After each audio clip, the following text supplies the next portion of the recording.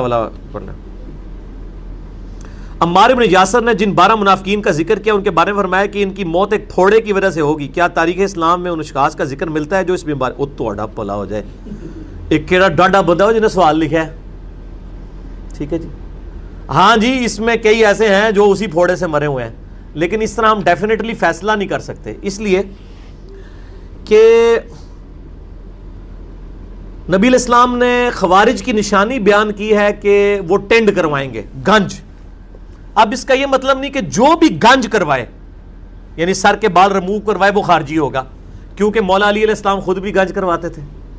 ابو داؤد میں حدیث ہے کہ مولا علی کہتے ہیں کہ جب سے میں نے نبی علیہ السلام سے سنا کہ جس کا ایک بال بھی غسل میں خشک رہ گیا اسے عذاب دیا جائے گا, میں نے اپنے سر کے ساتھ دشمنی کی, میں نے اپنے سر کے ساتھ دشمنی کی, میں نے اپنے سر کے ساتھ دشمنی کی, اور میں نے بال اس طرح پھروا دیا.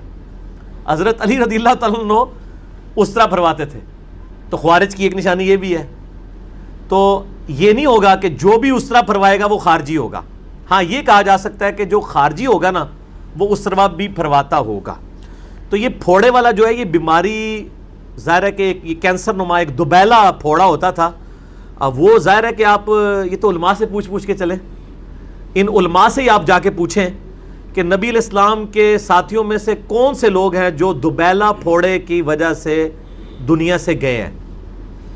تو اگر ان کی منہ سے جھاگ نکلنا شروع ہو جائے, کانوں سے دھواں نکلنا شروع ہو جائے, تو آپ سمجھ لیں کہ وہ آپ کو نام نہیں بتائیں گے.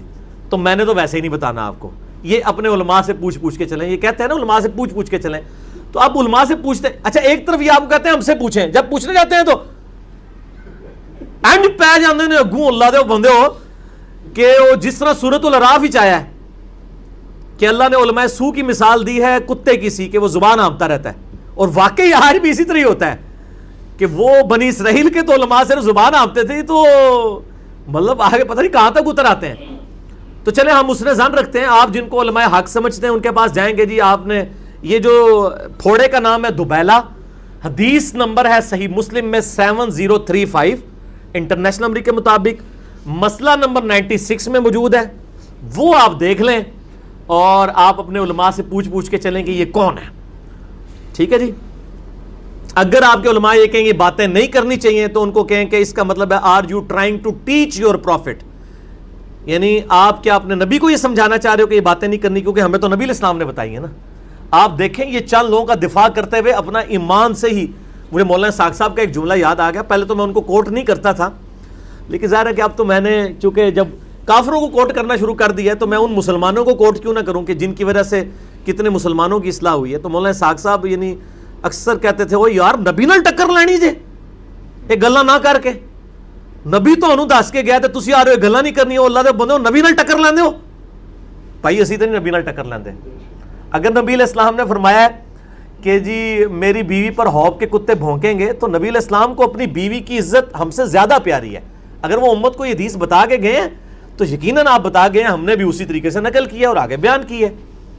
ٹھیک ہے نا جی, اس میں کوئی گستاخی نہیں ہے. یہ اسی طرح کی گستاخی ہے جیسے کوئی کہ جی قرآن اتنی پاک کتاب ہے تو یہ شیطان کا نام نیور کیوں آیا ہے, کڈو. تو کوئی نکال سکتا ہے؟ قرآن میں اللہ کے بعد سب سے زیادہ نام جس کا ہے وہ شیطان ہے, کسی پیغمبر کا بھی نام نہیں 3 دفعہ آیا. ہاں سارے پیغمبروں کے نام جمع کریں نا, جتنی دفعہ ریپیٹ ہوئے ہیں اس سے زیادہ شیطان کا نام آیا ہوا ہے. تو آپ کو نکال سکتا ہے اس کو, حقیقت ہے ایک. اسی طرح نبی علیہ السلام کی جو حدیث ہے وہ حقیقت ہے. بہرحال امام بخاری امام مسلم سچے لوگ تھے, انہوں نے نقل کی ہیں. اب میں یہ نہیں کہتا کہ امام بخاری امام مسلم کے بعد میں ہی سچا جمیا ہوا, میں کہنا وہ سارے سچے نے جنہوں نے پرنٹنگ کر دے تھے ہوں میرے تک پہنچا دیتی ہے. میں سارے والے اس نے ظن رکھتا ہوں کہ سارے سچے تھے, انہوں نے میرے تک یہ کتابیں پہنچائی ہیں. مولا کا مطلب دوست ہے. آپ مولا علی تو کہتے ہیں, مولا ابو بکر, مولا عمر, مولا عثمان نہیں کہتے. بالکل آپ جھوٹ کہہ رہے ہیں جی. میں نے درجنوں لیکچروں میں مولا ابو بکر, مولا عمر, مولا عثمان کہا ہوا ہے, میرے درجنوں لیکچر میں موجود ہے. یہ آپ بالکل جھوٹ لکھ رہے ہیں, توبہ کریں, آپ نے میرے میں بہتان لگایا ہے. مسئلہ 55B دیکھ لیں, میرے درجنوں لیکچروں میں موجود ہے. آپ نے نہیں سنا, آپ یہ کہیں گے میں نے سنا نہیں, یہ کہتے تو آپ نے یہ دعویٰ کسی کے بارے میں کرنا بالکل غلط ہے.